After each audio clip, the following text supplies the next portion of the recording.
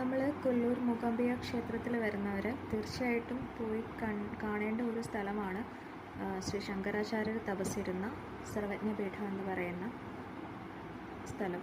അതായത് കുടജാദ്രിയിലെ ഏറ്റവും ടോപ്പിൽ സർവജ്ഞപീഠം എന്ന് പറയുന്ന ക്ഷേത്രം. അവിടേക്കുള്ള യാത്ര എന്ന് പറയുമ്പോൾ കൊല്ലൂർ മൂകാംബിക ക്ഷേത്രത്തിൽ നിന്ന് ദർശനം കഴിഞ്ഞ് പുറത്തിറങ്ങുമ്പോൾ ഓട്ടോ സ്റ്റാൻഡ് കാണാം, പോലീസ് സ്റ്റേഷനൊക്കെ. ആ ഓട്ടോ സ്റ്റാൻഡിൻ്റെ സൈഡിൽ തന്നെ ജീപ്പുകൾ അവൈലബിൾ ആണ്. രാവിലെ ഒരു 6 മണി മുതൽ ഉച്ചയ്ക്ക് 2:45 വരെ ജീപ്പുകൾ ഉണ്ടായിരിക്കും.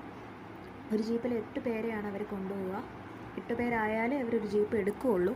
ഒരാൾക്ക് 470 രൂപയാണ് അവർ ഈടാക്കുന്ന ചാർജ് എന്ന് പറയുന്നത്.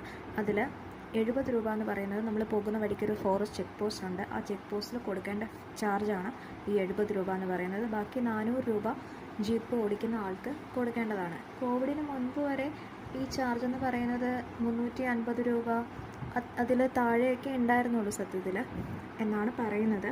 എനിക്കറിയില്ല, ഞാൻ ആദ്യമായിട്ടാണ് സർവജ്ഞപീഠം കാണാനായിട്ട് പോകുന്നത്. ഞാൻ കൊല്ലൂർക്ക് വരുന്നതും ആദ്യമായിട്ടാണ്, ഇതുവരെ ഞാൻ വന്നിട്ടില്ല.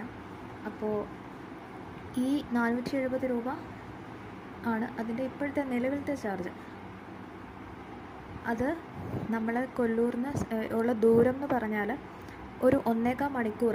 ഞാൻ പോയപ്പോൾ ഞാൻ ഏകദേശം നോക്കിയപ്പോൾ ഒരു 1.25 മണിക്കൂർ കൊണ്ട് കൊല്ലൂർ മൂകാംബിക ക്ഷേത്രത്തിൽ നിന്ന് ഈ പറയുന്ന റൂട്ട്, അതായത് നമ്മൾ ജീപ്പ് ചെല്ലുന്ന സ്ഥലം വരെ 1.25 മണിക്കൂർ കൊണ്ട് എത്തും. അത് അങ്ങനെ പറയാൻ കാരണം കൊല്ലൂർ മൂകാംബിക ക്ഷേത്രത്തിൽ നിന്ന് നല്ല ടാർ റോഡാണ് നമ്മൾ യാത്ര തിരിക്കുമ്പോൾ കാണുന്നത്. അത് ഷിമോഗ ഒക്കെ പോകുന്ന റൂട്ടാണ്. നമ്മൾ ആ റൂട്ടിലാണ് പോകുന്നത്. കുറച്ച് ദൂരം കടന്നാൽ ഒരു ഫോറസ്റ്റ് ചെക്ക് പോസ്റ്റ് കാണാം. അവിടെ 70 രൂപ കൊടുക്കണം. അതുപോലെ തന്നെ നമ്മുടെ കയ്യിൽ പ്ലാസ്റ്റിക് ആയിട്ടുള്ള ബോട്ടിൽ അങ്ങനെ എന്തെങ്കിലും ഉണ്ടെങ്കിൽ അവർ ഡെപ്പോസിറ്റ് ആയിട്ടൊരു എമൗണ്ട് വാങ്ങിക്കും.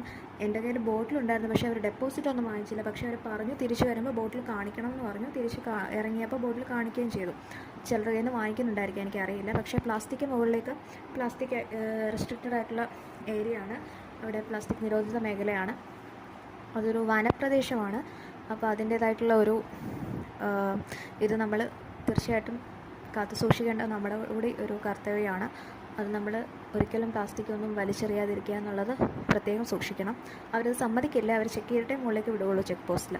അപ്പോൾ ചെക്ക് പോസ്റ്റ് കഴിഞ്ഞാൽ ടോട്ടൽ എന്ന് പറയുക ചെക്ക് പോസ്റ്റ് കഴിഞ്ഞ് ഒരു 10 കിലോമീറ്റർ ഓഫ് റോഡാണ്. ഓഫ് റോഡ് കഴിഞ്ഞ് മുകളിൽ ചെല്ലുമ്പോൾ ജീപ്പൊക്കെ പാർക്ക് ചെയ്യുന്ന ഒരു സ്ഥലമുണ്ട്. അവിടെ 1-2 ക്ഷേത്രങ്ങളുണ്ട്. പ്രധാനമായിട്ടും ഒരു ക്ഷേത്രം എന്ന് പറയുന്നത് ശ്രീ മൂകാംബിക ദേവിയുടെ മൂലസ്ഥാനം എന്നറിയപ്പെടുന്ന ഒരു ക്ഷേത്രമാണ് അവിടെയുള്ളത്. അവിടെയാണ് ജീപ്പ് പാർക്ക് ചെയ്യുന്നത്.